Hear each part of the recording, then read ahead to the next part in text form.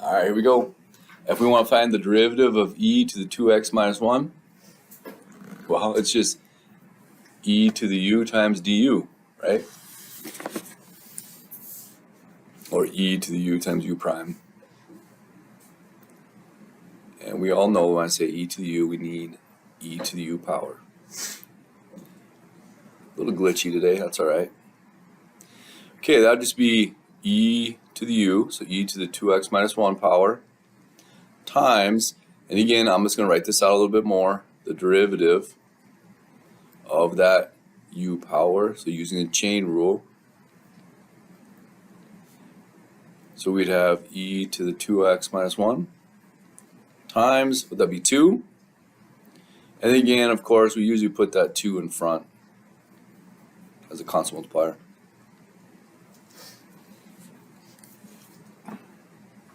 That's it. All right, but the problem is, okay, of course, we're going to make this inner function a little more complicated, so we might need to rewrite before we take the derivative. And so we'll call this e, would that be negative 3x to the negative 1 power, I believe? Or do we do that with this type of function?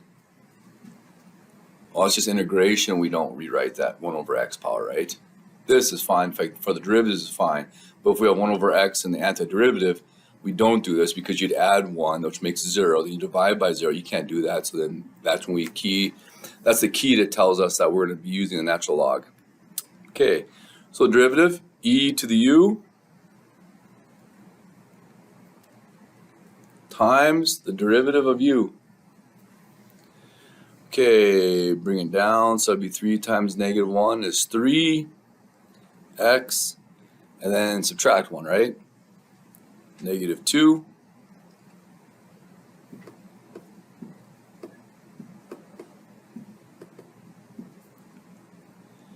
And there's a number of ways we could rewrite this. Okay, let's see here. E negative 3 over x times 3 over x squared. This would be a negative power if x is positive. I mean, we could leave this up on top. We could bring it down below. It doesn't really matter. You just have to look at the answer choices. If this was a multiple choice test, you just have to adjust your answer based on the answer choices. Okay, I'd be okay if you left like this on a homework assignment. Questions so far? All right, find the relative extrema. So I want you to go ahead and start with your derivative and start finding the extrema. Start doing the process we normally do.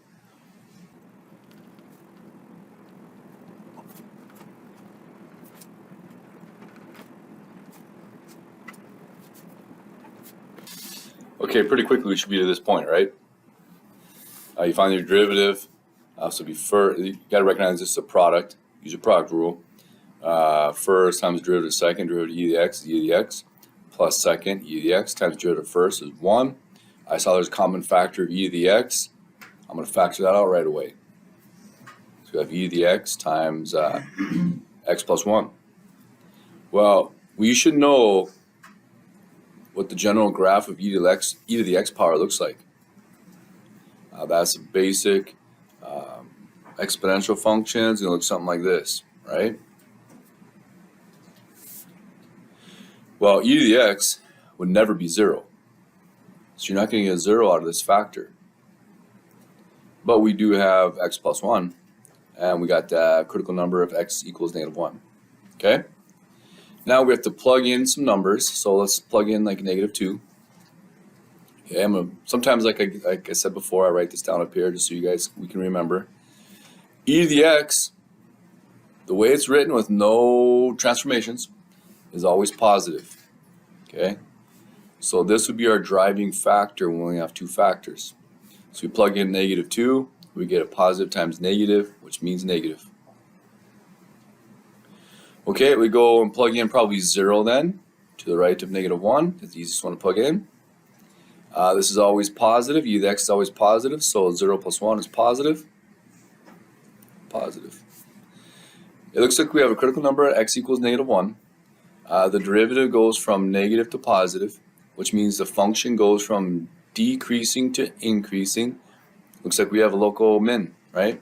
And let's use the word relative though this time because the problem started with relative. So let's say relative, or we'll say f has a relative min at x equals -1 because f prime -1 equals 0, or you could say x equals -1 is a critical number, remember that, and f prime does the changes specifically from negative to positive. So we know how to find relative extrema, critical numbers, number line. Okay, the only difference is we got a new function, a different shape. Questions on this?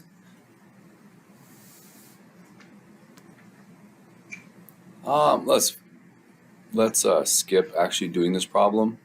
But points of inflection. Let's just communicate what's going on. What do we have to find if we need to find points of inflection? Second derivative. Then what do you do with it? Then what? Analyze signs on a number line. You could also check see when the derivative is undefined, right? The second derivative is undefined. So you're finding critical numbers for the second derivative and setting up a number line. Okay, and in this case, they only want you to test these two numbers, so we can just check to see what's going on around -1 and +1, right? Using the second derivative. Let's do this one though. You don't have to write this all out, but maybe the function anyways. The number y of shares traded in millions, that's important because if I get an answer of 10, that's 10 million.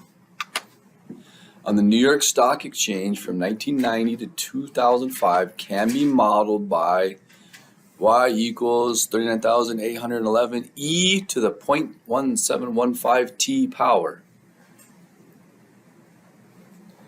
where t represents the year with t equals 0 corresponding to 1990. At what rate? Okay, rate. We know what rate is. That's a derivative. They gave us numbers of shares. They want to know what rate. So I'm already thinking derivative, right? At what rate was the number of shares changing in 2000? Okay, if t equals 0 is 1990, what would t be for 2000? So we just need y prime 10, right? Okay, if they give us numbers of shares, asking about a rate, that's a derivative. At what time? T equal 10. We need to find y prime of 10.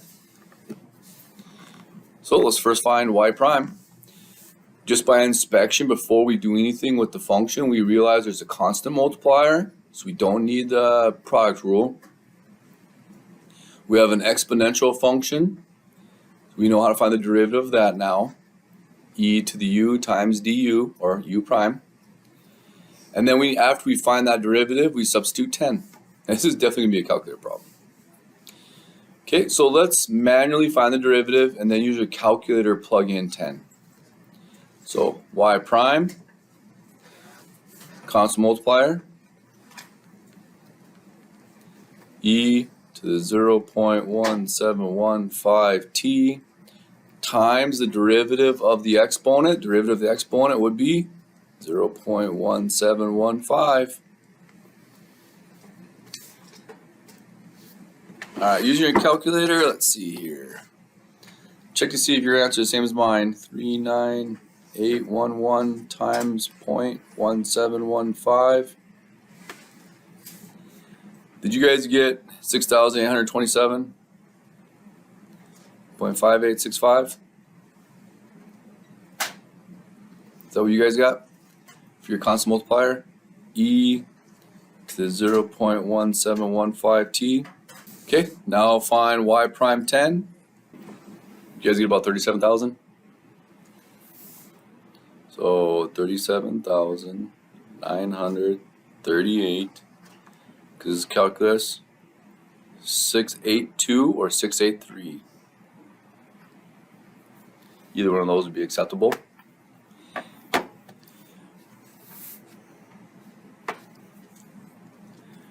Okay, let's answer this a little statement. Shares were trading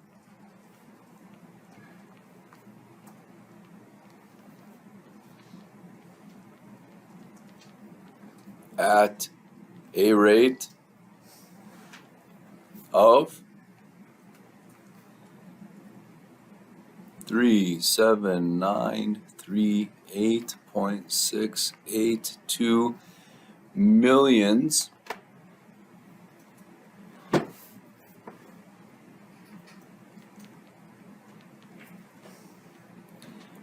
millions per what? Day, per minute, per year? What is it?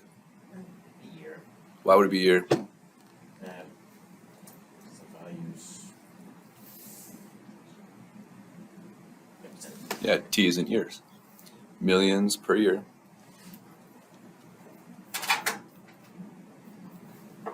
In 2000.